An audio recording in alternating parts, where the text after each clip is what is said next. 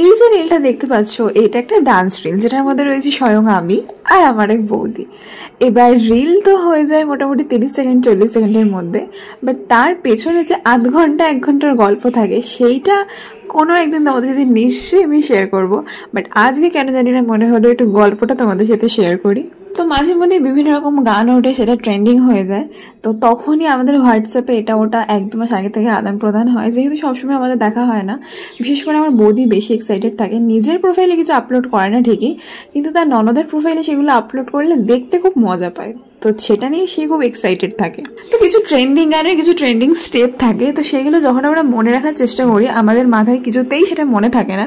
দুজন মিলেই হেসে লুটোপুটি খাই। কখনো আমি শাড়ি পরে থাকি, আমার শাড়ির আঁচল পায়ের তলায় ঢুকে যায়। কখনো অতিরিক্ত বিরক্ত হয়ে শাড়ির আঁচলটাকে একদম কোমরে গুজে নিয়ে সেগুলোকে প্র্যাকটিস করার চেষ্টা করি। তো কোনোভাবেই আমরা সফল হই না, দুজন মিলে খিলখিল খিলখিল করে শুধু হাসতেই থাকি। আমি আজকে এই ভিডিওটা কেন করছি, কারণ আমাদের কাছে এইটাই হচ্ছে ছোট ছোট খুশির মধ্যে নিজেকে সবসময় আনন্দে রাখা।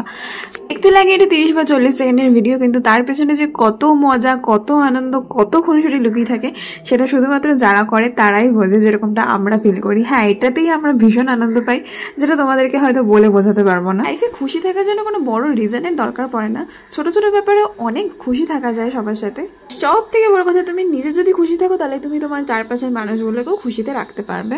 তাই কে কি বললো, কে খারাপ কথা বললো, কে ভালো কথা বললো, সেই দিকে কান না দিয়ে তোমার যেটা ভালো লাগে সেইটাই করো। নিজের মনের কথা শোনো, কারণ নিজেকে ভালো রাখার দায়িত্ব একমাত্র নিজের।